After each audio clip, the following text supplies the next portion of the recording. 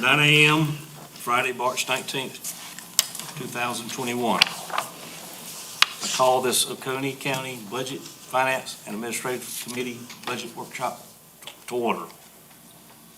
Is there a motion to approve the minutes of the June 2nd, 2020 minutes? Make a motion. Second. All in favor? Aye. Okay, budget discussion. I want to start off by saying that Ms. Brock and I talked yesterday, and there will not be a tax increase for 2021, 2022 budget. People are suffering from the COVID, not recovered yet, and it's not a time for a tax increase. With that being said, Ms. Brock? Good morning, Mr. Chairman and members of council. We do not have a planned budget document for you as of yet, as we wanted to go over this year's strategic initiatives with you and talk about our strategies and recommendations for funding these initiatives to incorporate into the budget document, which will be presented at the April 13th budget workshop. You'll see your document here. I didn't know if you guys want to follow along with us. I know we went over these the other night on the record to verbalize the priorities of this council for the strategic planning retreat for the 2021-2022 fiscal year. We wanted to ensure to you that the tax increase would not be necessary this year because the initiatives set out by this council are, one, realistic, and two, ongoing in process. So as we go through these, I will make recommendations. I don't know that we'll need a motion for each one of these things, but if any point we would like to stop and discuss the individual items and our recommendations for how to fund these priorities, feel free. I'd like to have us an open dialogue and be able to discuss these things before we begin plugging them into the enormous worksheet called our annual budget. So the first initiative, of course, was the public safety factor. Our recommendation for this is the addition of sheriff's officers and emergency services personnel. Obviously, we won't be able to fund all of everyone's wish list for the personnel requests made this year. We do have the budgetary requests from departments as well as elected officials' offices this year, but I do believe that we should be able to manage to add adequate staff for emergency services and the sheriff's office. You'll see your second initiative here is Utica revitalization. So there will be a multitude of things that we'll address to continue our efforts in Utica. One would be the recommendation of a secondary code enforcement officer. You know, we just recently offered the position. We're doing the background check now. On the first position, it would be our recommendation that we add a code enforcement officer, making two. That way one could focus central on Utica and that particular area, and they could divide up the county. We have a significant backlog of cases as of today, and those cases are going to continue to increase over time. The second recommendation for Utica is for us, the county, to continue to work with the city of Seneca for the installation of more LED lighting. We have 18 up now. We have 16 coming. The city of Seneca has given us the government rate for those. We pay the base rate for electricity. There is no profit margin for the city of Seneca for us to provide this lighting. The lighting provides a safe space at night as we continue to clear underbrush under the lighting. Mr. Kane, Mr. Davis, Matt, I know that you've all been to the meetings with us as we worked with members from Ripple of One, from Utica Inc., and with Clemson University on this. One of the things that we can do to improve the security in Utica is to keep it well lit at night. The added deputy that was previously recommended for the law enforcement would also be a benefit to the revitalization and safety of Utica. For the expansion of county parks onto the Lake Hartwell, we do have designated millage. On your desk, you'll have this property rate chart here. You'll see the fourth item down is Parks, Recreation, and Tourism. 2 years ago, we separated millage for PRT. At the time, we merged it with economic development. But knowing that we're going to be expanding these two things at separate paces, we thought the separation of those mills would be easier to understand and more transparent for the public. Additionally, we have the host compliance, which is for the accommodations tax. It's going very, very well. As you saw in your annual report that I turned into a few weeks ago, we have a more than 100% increase in collections on that. So there is a significant funding mechanism there, as well as we get state aid tax money.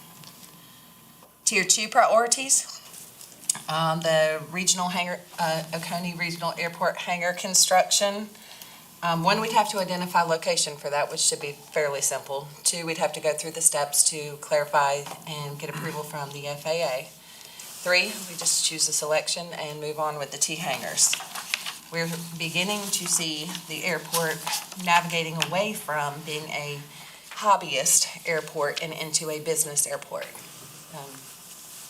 Years ago, you would go out there on a Wednesday afternoon, see a couple of small Cessnas or whatever. You go out there on a Wednesday afternoon right now, and you're going to see some Lear jets and business class jets coming in. And that's typical for everywhere in the southeast region. We are extremely lucky to have the airport in the location. It's almost perfectly situated because it can accommodate the size of plane that cannot be accommodated in airports near us. Obviously, we're not competing with Greenville-Spartanburg, but we do receive traffic that would otherwise have gone to Donaldson. For highway safety, again, we're going to go back to that law enforcement factor. I did watch the Planning Commission meeting the other night, Monday night, and Mr. Chapman gave a really good overview of traffic standards, traffic issues in Oconee County from information he had compiled from the Department of Transportation. And as much as we want to say that we can provide a safer highway, a lot of our traffic issues are due to speed and driver not paying attention. So law enforcement's going to come in there, campaigns for, the slow down, pay attention. There are a lot of public campaigns that the DOT puts out that we could piggyback on. Managed growth also will help with traffic safety. As you all know, this county is exploding. The limitations of sewer in certain areas, it's a double-edged sword in some ways. It seems like it's a curse in one hand because we can't have the expansion of business, industry, residential, multifamily, what have you. But that growth limitation is also helping us so that we can plan traffic corridor safety. And that's the third step in that, planning traffic corridor safety. When we start to work on county roads, we need to make sure that we have wider margins, better shoulder work, less alligatoring, clear lines. The recent reconstruction of Duck Pond is a perfect example of that. When we redid the bridge at Duck Pond, we widened it and striped it very clear.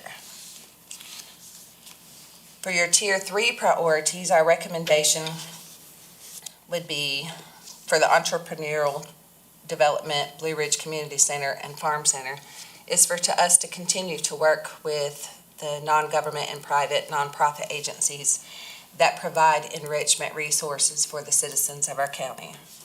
Obviously, we're still working with Clemson University on the Opportunity Zone charrette. Entrepreneurial development has been discussed. I brought last year's strategic plan as well. That was on the last year's strategic plan.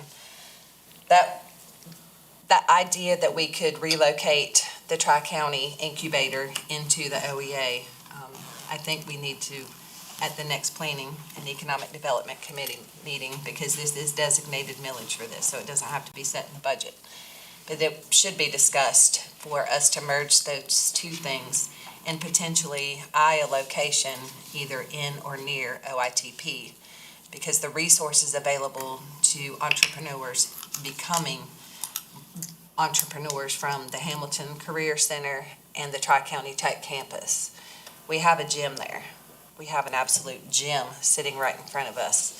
We could have business development classes, a computer lab, those things that we think are out of our reach are actually within our reach. And I think the combination of those two facilities would be a wonderful asset for us to continue to grow. Speculative building for economic development investment.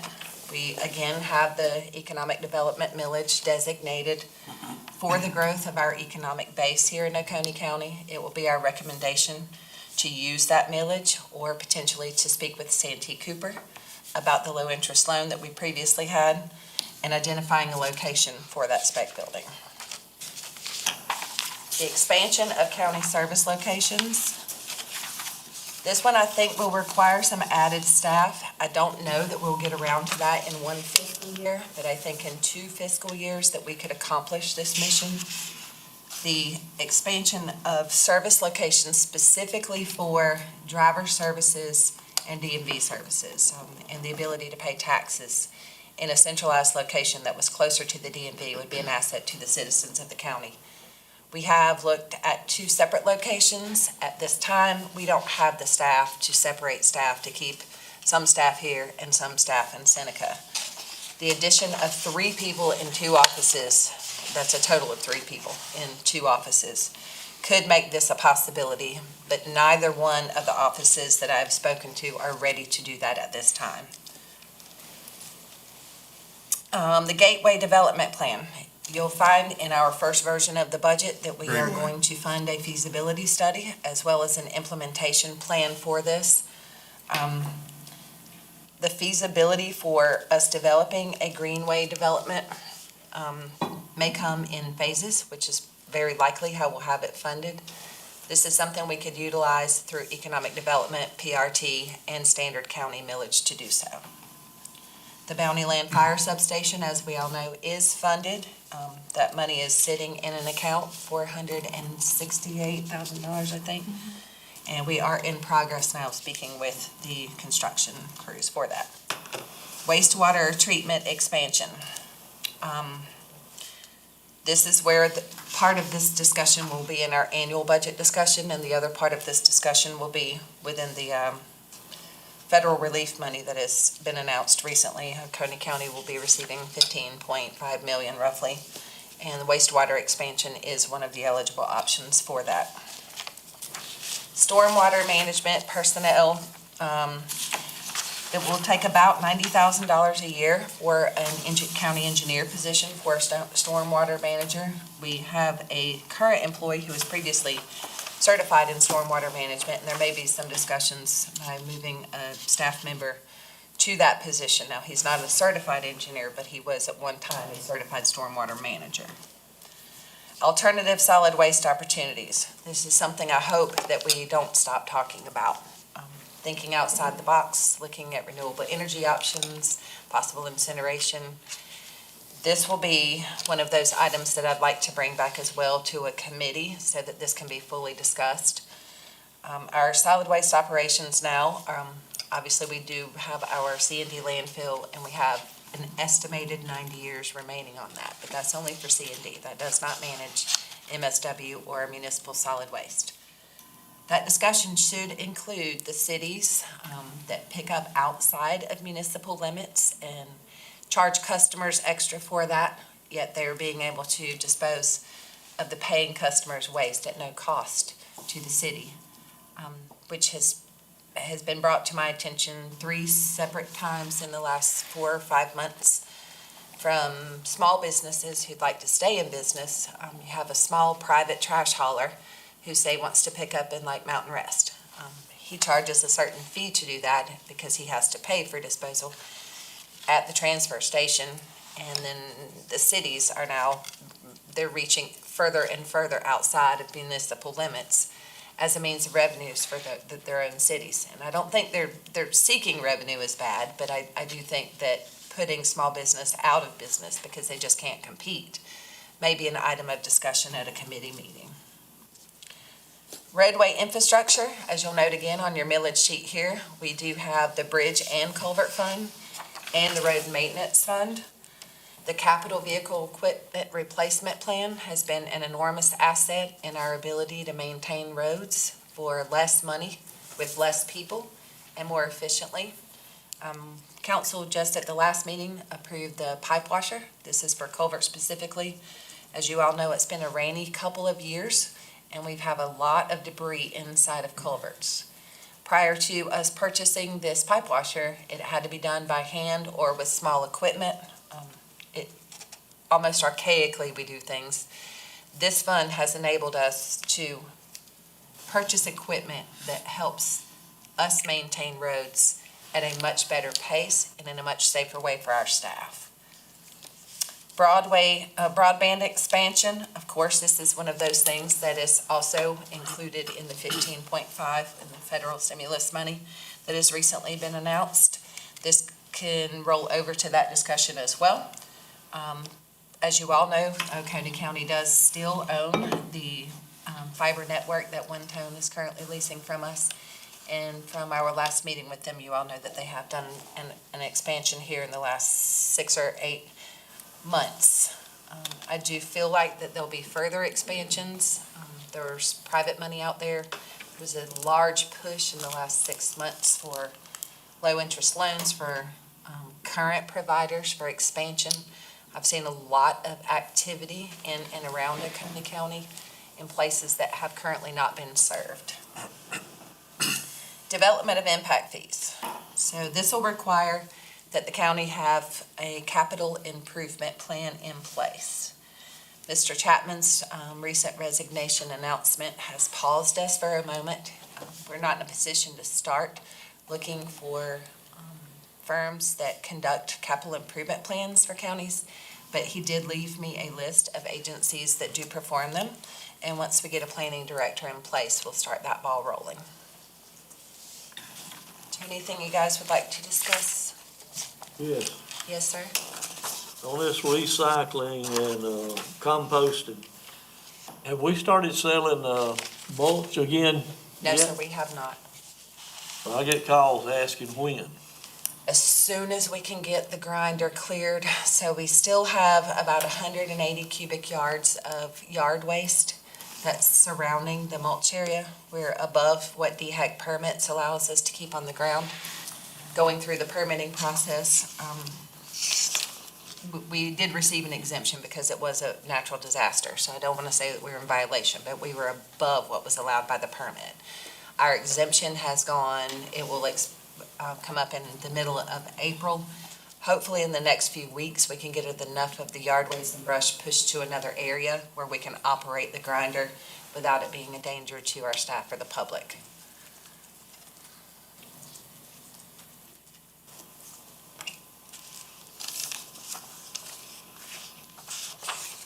Any other questions? So we're gonna turn the discussion now to the $1.9 trillion that, It's not all ours, but sure.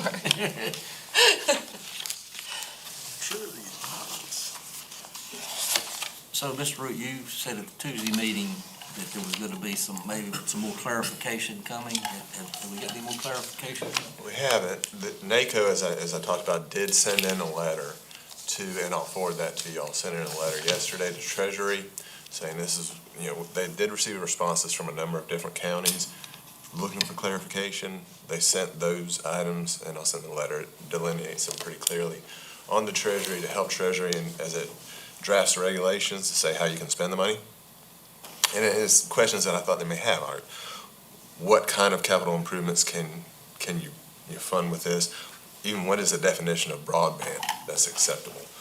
Those kind of expenses, because it is, well, like I said, it lists those 4 items essentially that you can spend the money on. Still, it all needs to fall within the umbrella of responding to the pandemic and setting the stage for an economic recovery. So that's kind of the more broad aspect, but how you can lawfully use those monies is not clear until Treasury puts out the regulations, which hopefully they'll do soon. I imagine within the next couple of weeks, but yeah, they're not listening to my time clock. So. Okay. So we may get the money before. We may get the money before we know how to spend it, yeah. Well, I can help you with that. The spending part. And I'm sure there's plenty of people that can help with that part. So what was the 4 categories you can spend it on? Yeah, let me just recite them to you. What I know is generally broadband, sewer, and water. As I stated, broadband was the initial category for that, and they added sewer and water secondarily. We knew broadband was an issue, with schools, with telehealth and things like this. How sewer and water got added on, it happened, I believe, in the Senate.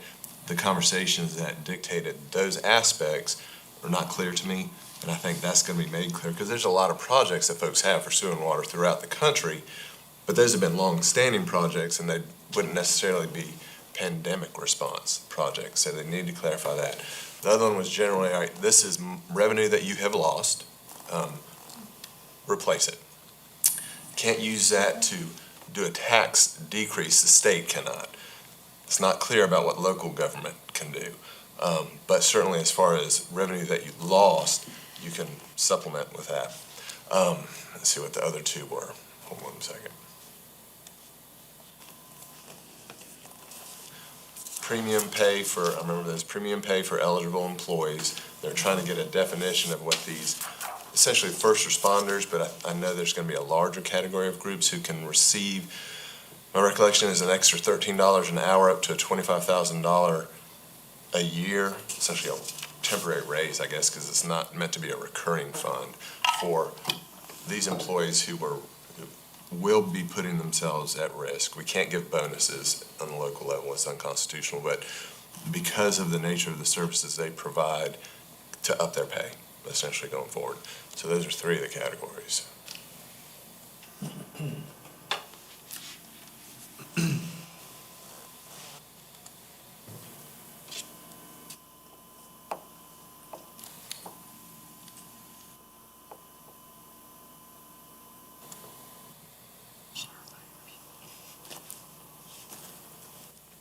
The last one.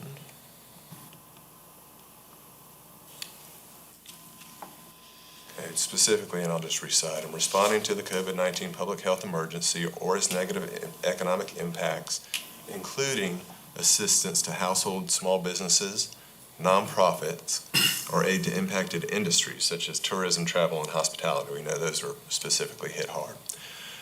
Respond to workers performing essential work during the COVID-19 public health emergency. This is what I was talking about. By providing premium pay to eligible workers, trying to get a better definition of what an eligible worker is, who are providing such essential work, or providing grants to eligible employers that have eligible workers who perform essential work. So there is a notion in here, contrary to a lot of expenditures that local governments can make, or historically make, that you can fund nonprofits, other businesses that are going to help businesses recover. Now, keep in mind that there's other money that's going to small businesses that's already, we have our tranche, our two tranches. It's going to be split up into two equal payments. There's a lot of other paycheck protection funds, small business incentive funds, grants. There's just a whole milieu of different things that money's going to be spent on. Providing government services to the extent of the reduction in revenue.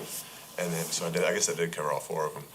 Making necessary investments in water, sewer, or broadband infrastructure. And that's kind of what triggered me during our meeting on Tuesday, because I know sewer has been a long-standing need in the county, in a lot of places. And it would seem like a good place, because that would set a stage for an economic recovery. It seemed like it'd be a legitimate place to spend some funds, or however y'all deem to do it. But the term necessary investments is critical there, because within the CARES Act, expenditures necessary was very narrowly defined. It had to be essentially in almost a dollar for dollar loss response. This is necessary to fund this because you've lost this money. The intent of this act was to make it broader. When you're saying the intent with the federal government, when you've got the House, the Senate, executive branch, and now Treasury, I don't know what their intent's going to look like when we see it. So those are the questions that remain outstanding. Within those four broad categories, how the money can be spent.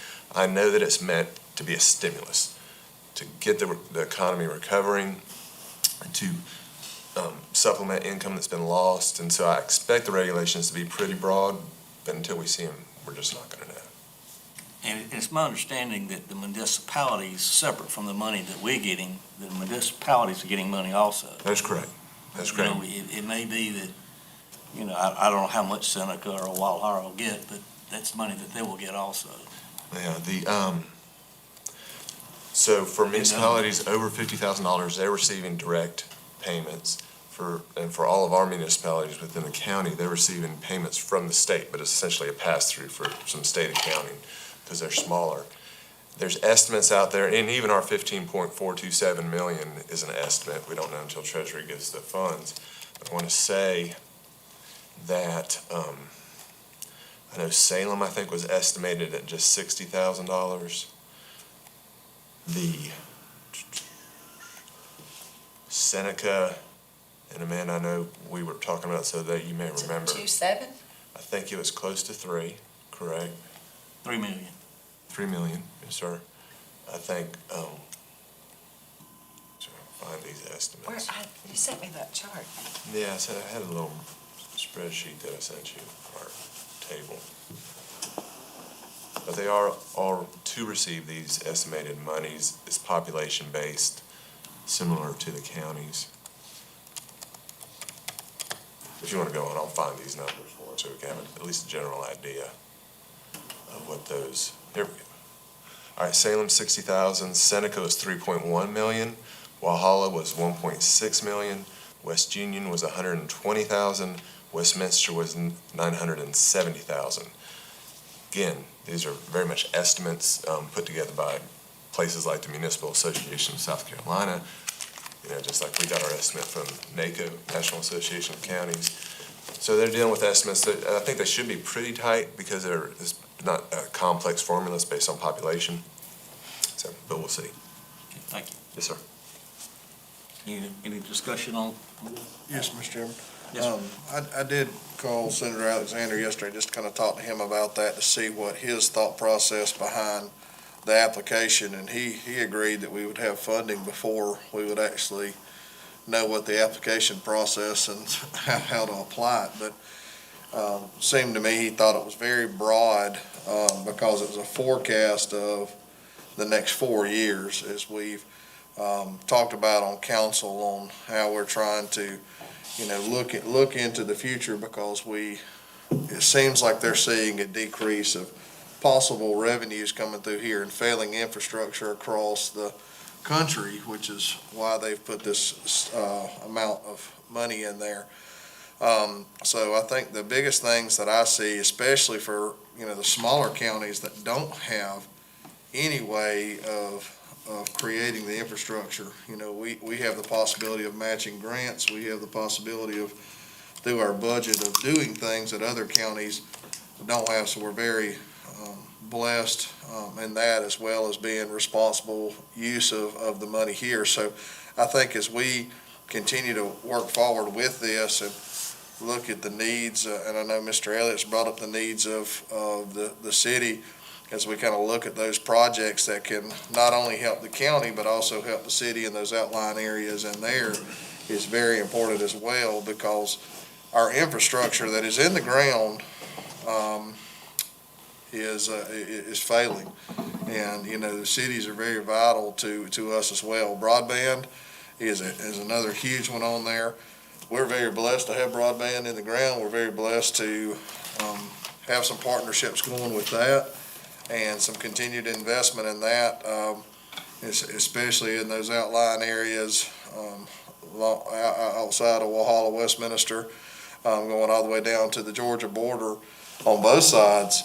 Are in desperate need of some style of internet. So I think as we continue to look at that, that's the efforts of this money.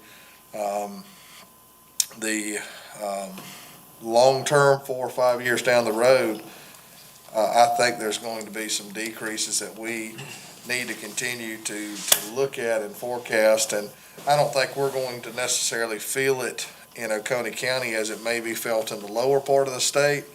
But I think we just definitely need to keep our eyes on it, because I think that's kind of what they're looking at on this. Is this the grant programs that spur out, like with Salem's Water?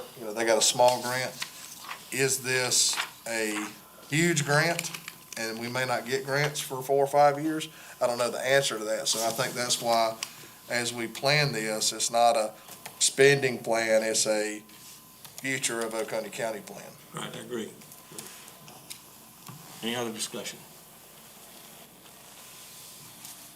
But it does appear, and I don't want to speculate, but it does appear that the Biden administration is talking about a infrastructure separate bill. So there may be, if that comes true, there may be even more funds for infrastructure. We don't know what that would look like, but that's just speculation, but that is being talked about.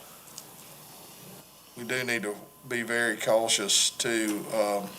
Just got the local government fund back to where it kind of should be.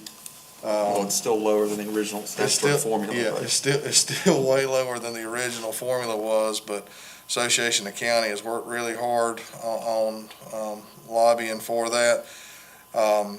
If there's a change in that, it is a budget change. And so we have to be mindful of that. Sometimes it seems when we get into this democratic thing, they'll put more money here and then take from the local government fund. So we just need to be very cautious of that. So I don't see that right now, but based on what I've seen over the years and paying attention to that well before I got on council, I've seen that change. We're going to give it here, but we're going to take it here. So we just need to. So the local government fund's like 3.2 for the current budget we're in, right? Correct. And at one time, well before me, I guess it went down close to zero, maybe? No, not it was zero, like but- 60% of that or so, I think. Yeah, I think, what's our lowest? 1.6, 1.7? So like you said, it could go in and that directly impacts budget when that happens, so. It does. And the LGF, of course, is created for the funding of the state mandates for the offices that the county maintains that the state requires us to. And I do know our local leadership is continuing to fight to keep that local government fund where it should be or increase it. So, Increase it, yeah. which is a good thing that we're on the same page with that, but just some things to be aware of. Any other discussion? We got plenty of time. And Mr. Chairman, if I may, while the National Association of Counties has sent the letter to Treasury with, those questions that I put out, the survey that I talked about Tuesday night is still up. So if y'all have questions, they're still receiving questions, you can send them to me. I'll put them into the survey and send them to NACO. I'm guessing that it's going to be a continuing dialogue between NACO and Treasury and other stakeholders. NACO's got a big voice, it's all the counties, essentially.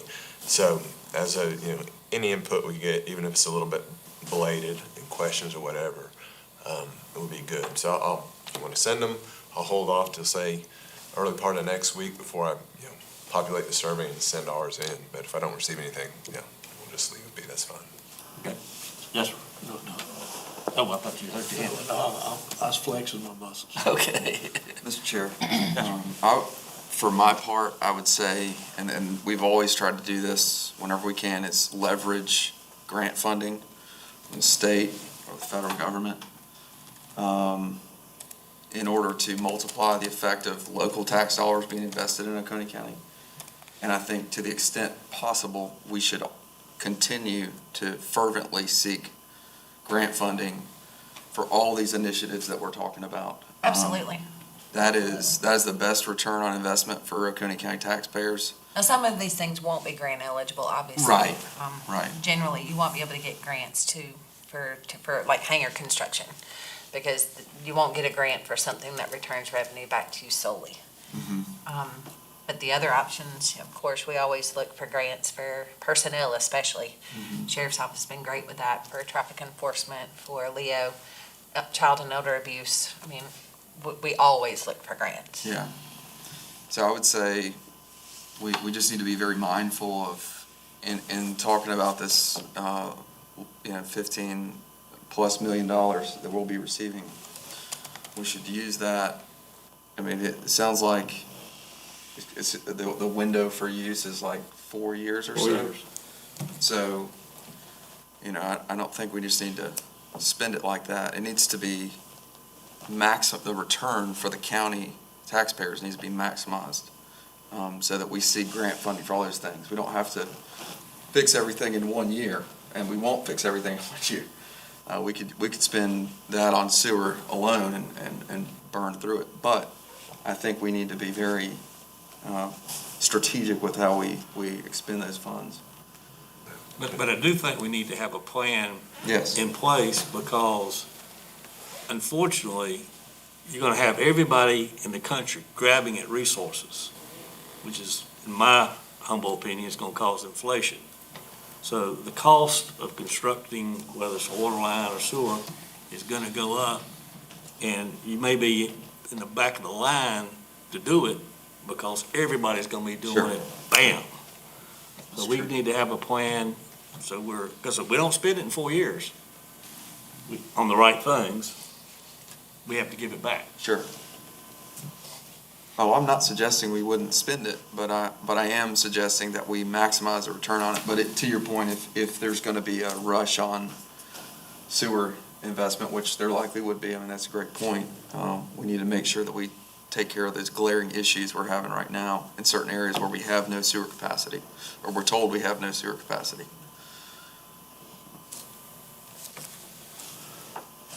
Any other discussion?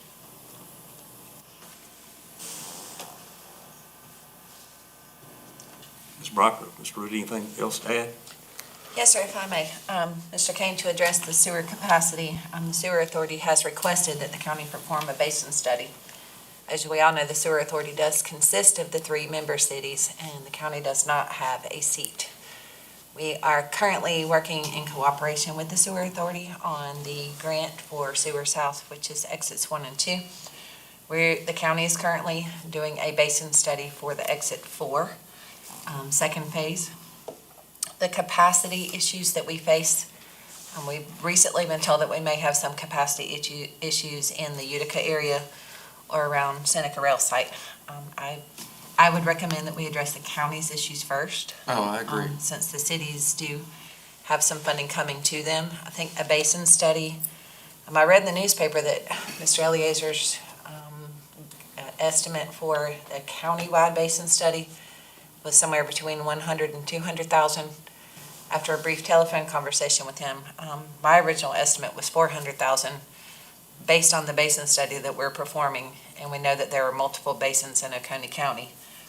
I think we should do an RFP possibly to figure out exactly how much that countywide basin study will cost, and if necessary, do that in phases.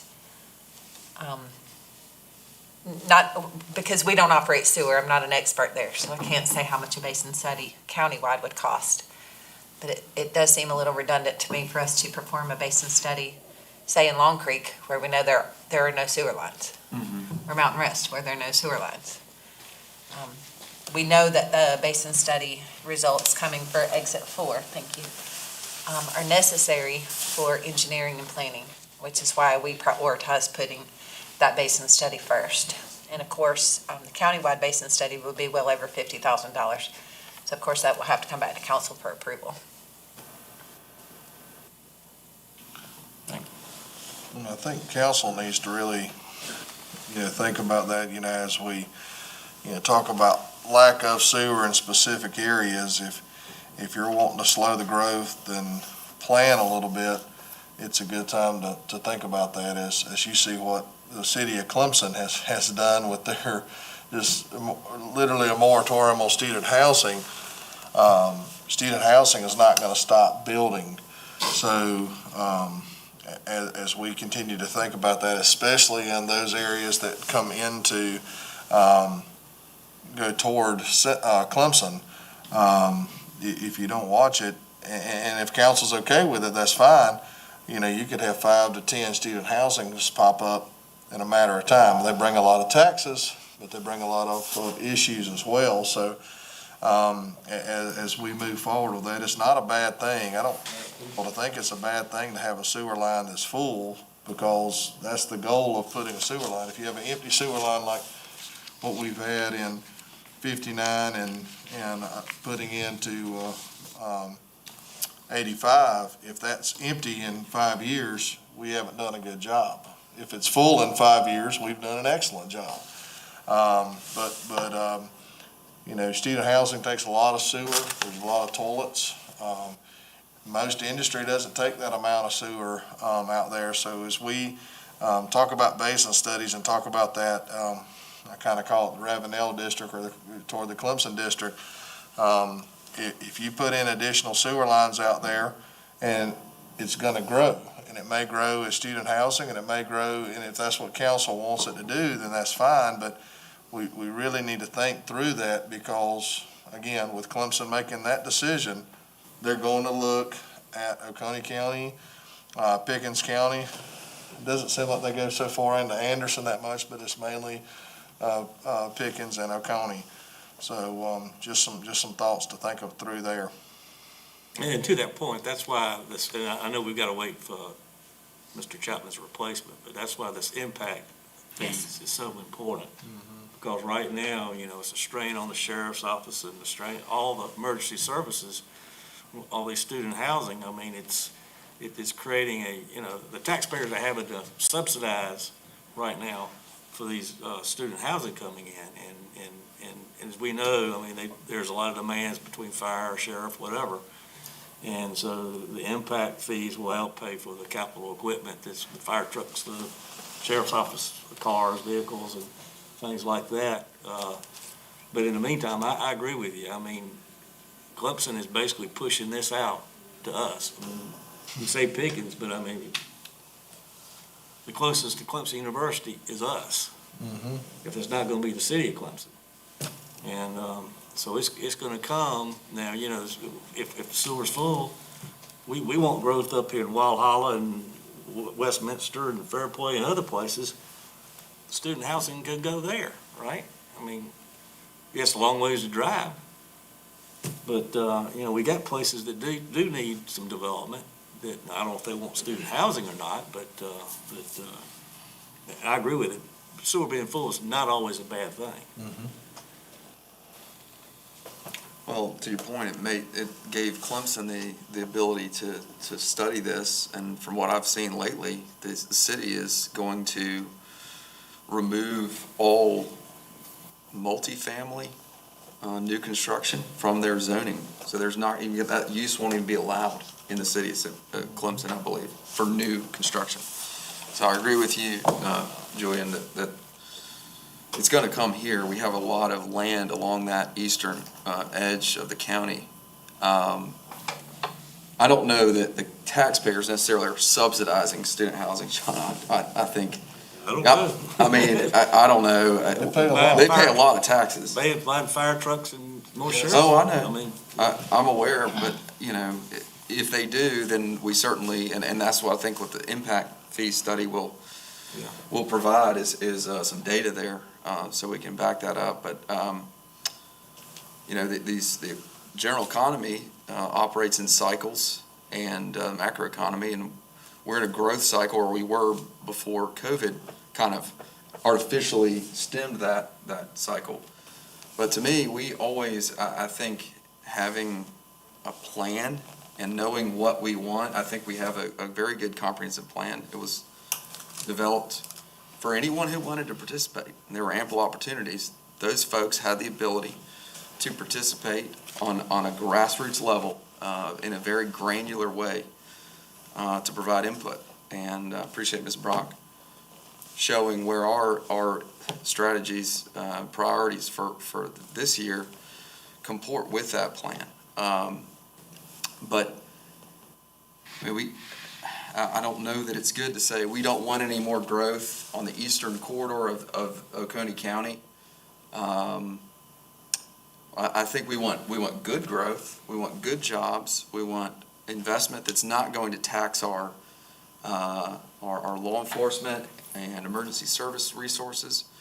But we must continue to grow, because we know that the costs of providing, to your point, John, inflation, it will likely come. I mean, when I took economics 15, 20 years ago in college, these types of spending, it's pretty basic. You just assume there's going to be inflation. With inflation, people demand higher wages.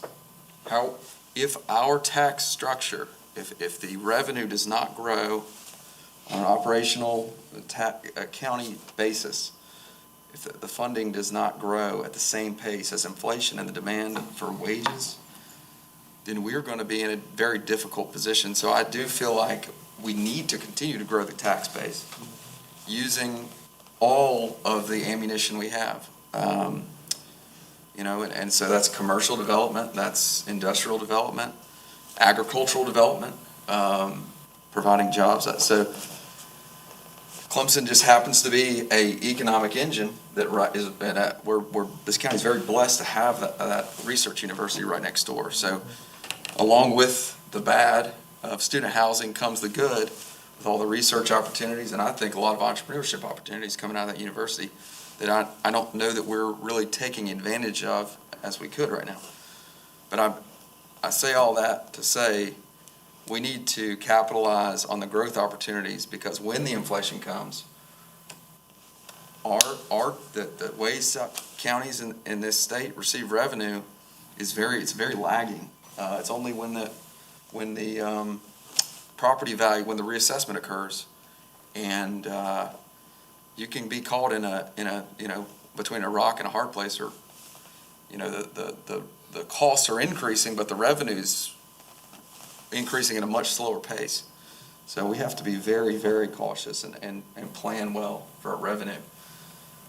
Anyway, I've talked long enough. So, Mr. Chairman, Yes, sir. just a couple of points. You know, the student housing 20 years ago was moving towards Central. Now it's coming back this way. And because there's been no restriction on it, the students, they come in, they want the latest, newest thing. So that's something we got to look at. You know, if you get a bunch of student housing built in Oconee County today, it may look nice now, but you got 20 years down the road, and it keeps going. That's not going to be what the students want to live in, so then what do you have? And there's just another thing on the sewer authority. You know, they want our resources, but they don't want to give us a seat at the table. And we need to remember that and try to leverage to get the county a seat on the board. That's all. I think we all agree with you on that. And we've tried, we'll try some more. But May I address that one comment, please, Mr. Chairman? Sure. So the sewer authority bylaws, the only way that they can change the board seats is for each of the member cities to have 100% unanimous vote to allow a change. So each city council of all three cities has to be 100% unanimous for a change on the board, for the addition or removal of seats. I don't actually think they can remove, I think, additional seats. And because the county technically doesn't have any flow, the number of votes that are on the board, and if I'm understanding this correctly, and I hope I am, if not, then I'll correct it on the record at a later date, but I'm 90% sure I'm right. So this number of seats on the board and the weighted votes is based on the flow. Technically, the county doesn't have any flow because the sewer authority is the owner and operator of the expansion at Golden Corner.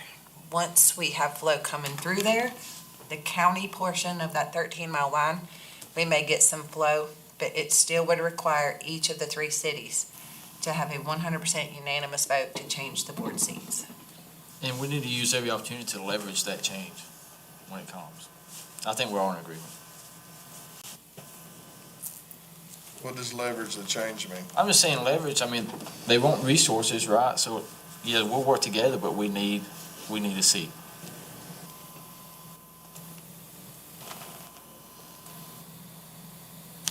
Any other discussion?